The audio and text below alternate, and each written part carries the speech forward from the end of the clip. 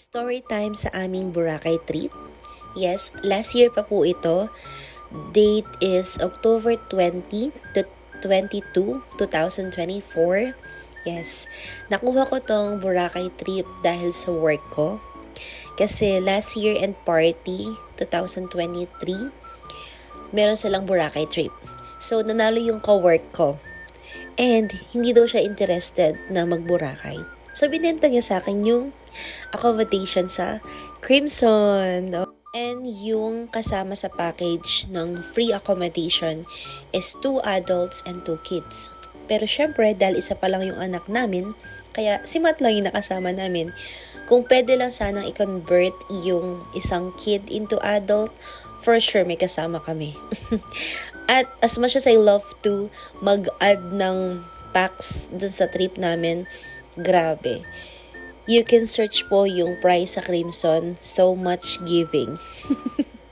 Kaya kami lang talaga, soon na lang yung iba.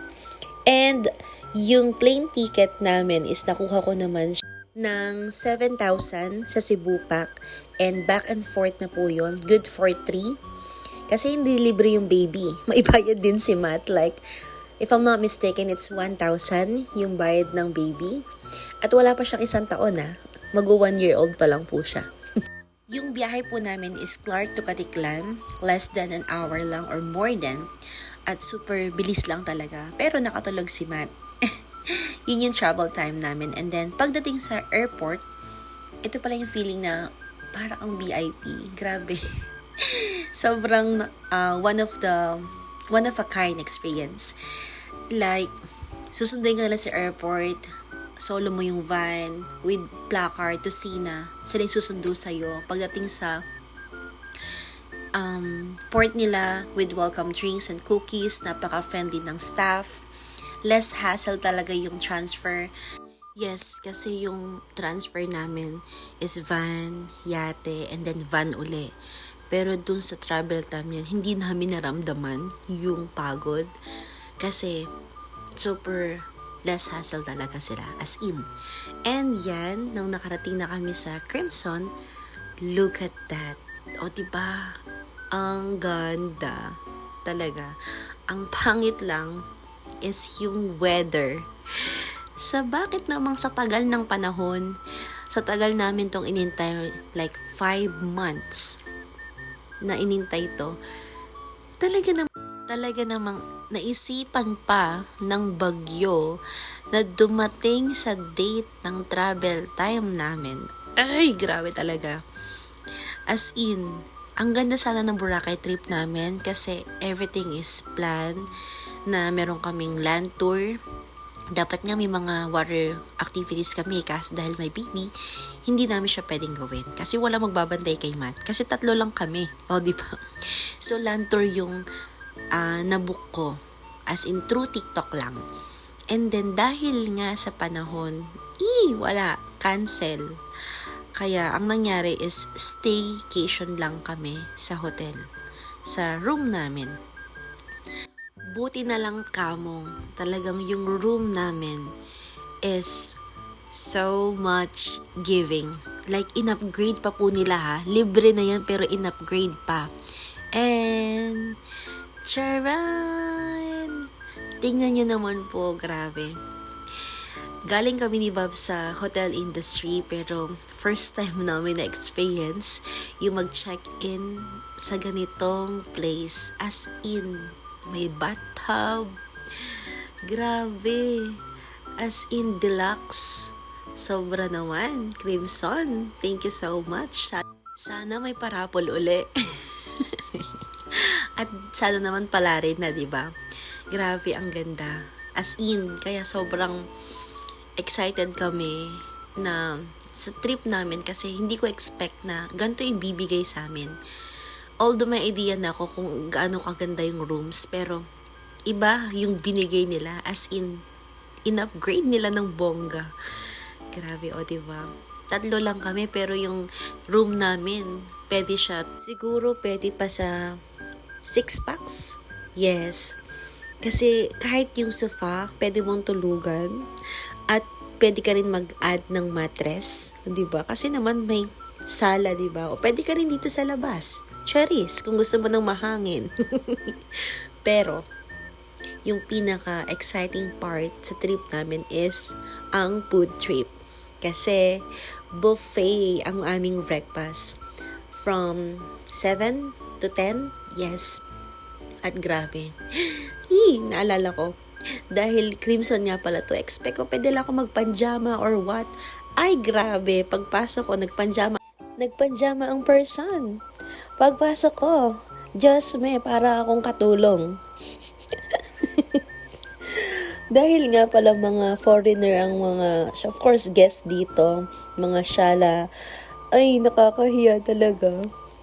Pajama to the max, pero yung iba naka-formal, naligo. Ako bagong gising, naka-pajama, nagsuklay lang. Grabe. So, bumawi na lang on the next day. Pero, tingnan mo naman ang food nila.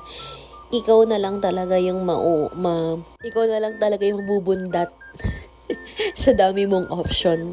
Kaya nga inagahan namin para magtagal kami doon. Para mabusog to the max. At, grabe, hindi ko alam kung anong uunahin dyan. At nakakahiya naman kung lahat kunin ko at ilagay ko sa lamesa namin, di ba? Kaya yon, konti-konti lang tayo, tikim-tikim. At dyan si Matt natutong kumain ng sunny side up na egg. Yes, dyan siya.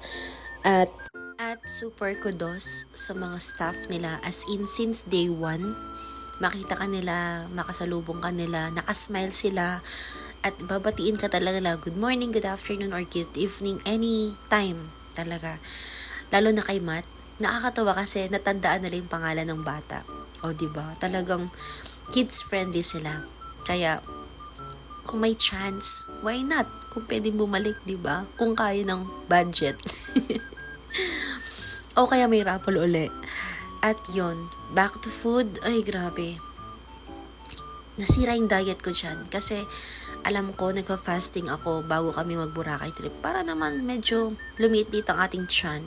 Lumiit naman somehow, pero sa buffet, hindi ko alam. No comment na lang. Kasi talaga nag-salad kami, nag-egg, nag-pizza, nag-wonton. Ang dami. Nakakaya na nga lang bumalik Pero dapat, syempre sulitin mo. Diba? Libre na yan. Di mas chance mo na yan makatikim ng iba't ibang food. O diba? Grab the opportunity. Kasi after ng buffet, back to reality. Kasi so much giving, pricey ng food nila. As in, as you can see on the menu, kasi merong menu sa room Grabe, ang mahal. Kaya ang ginagawa namin, meron sila kasing free shuttle. So, dun sa free shuttle, pwede kang pumunta sa city. Kasi nasa kami Station 0. As in, sa dulo. So, pwede kami mag-station 1, 2, 3. Through free shuttle. So, yun. Ang ginawa namin, alam ko 3 p.m. or 2, may free shuttle. Tapos, pupunta kami doon. At doon kami tour somehow. Like, naglakad-lakad kami doon. At doon na rin kami kumain ng pang-dinner namin. At saka namili ng mga ibang kailangan. Yung nag-water, and then yung snacks, nag-beer. And so much more na pwede naming makain doon sa room. Kasi nga, staycation kami. At speaking of that, doon na rin kami inabutan talaga ng ulan. After namin doon. Kaya, no choice kami. Nagkulong lang kami ng day 2. Di kami nakalabas except breakfast. Yun lang. Pero after nun, dun lang kami maghapon. Nanood na lang kami. Nakakaiyak na lang. Pero syempre dapat sulitin namin. And good thing na dahil nga giving ang Crimson, meron silang playroom. Na hindi lang si Matt ang natawa, kundi pati ang parents ni Matt. Yes. O diba, meron sila dyan playroom na we can stay na kahit ilang oras. Pero may limit lang din yan. Like 8 to 5 lang yan. Pero You can stay nung simula 8 to 5 kung gusto mo.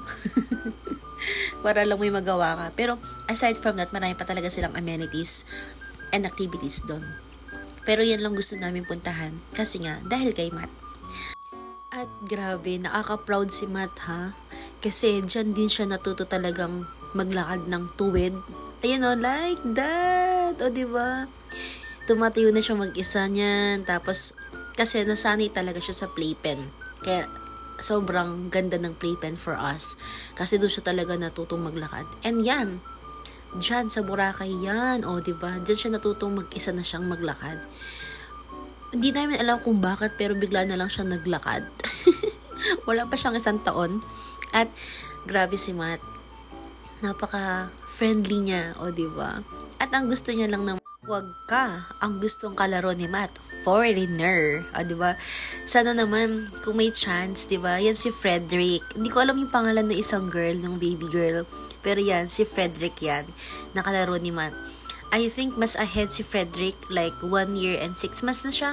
Tapos si Matt is mag-1 pa lang. O diba? Pero magkahalos height sila, magka-build ng body. O diba? Ang cute! Nakakatuwa. At dahil hindi kami pwedeng lumabas o magligo, kaya umuulan, kami na lang ang gumawa ng paraan para magka-water activities. Sulitin ang bathtub. Nag-2-piece talaga ako, tapos pinag-rush card ko si Matt, o diba? Para sulit. At yon, finally, last day, 3rd day, after breakfast, we decided to go outside na. Tara na, rain or shine na to, bahala na. Paalis na rin naman tayo, diba? So, pumunta kami sa may seashore. At as you can see na ang lakas talaga ng hangin, may ambon. Buti ambon na lang, hindi talaga todo yung ulan.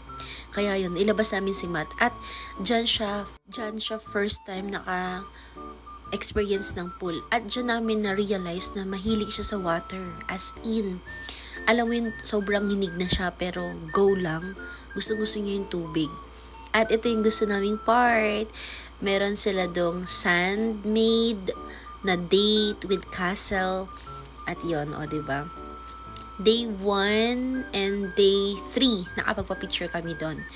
Tingnan nyo naman yung alon. Grabe, diba? Ang giving talaga. As in, ang lakas. Speaking of that, hindi ko na rin pala nagawa yung kayak. Dahil nga, kasi nga, kulang na sa time at saka delikado. So, better luck next time na lang. Pag sexy na lang uli ang nanay ni Matt. Charis! At this video, grabe, para kaming nasa paradise. As in, solo namin. O diba, ang ganda. Super memorable ng childhood ni Matt before his birthday. At yun na nga, it's back to reality. Time to go home. Pero all in all, yung 3 days and 2 nights namin as a family trip is, masasabi ko na talagang sulit. At talagang one of the best for me. So sana maulit and more travel. So thank you so much for watching and bye. Bye for now. Thank you.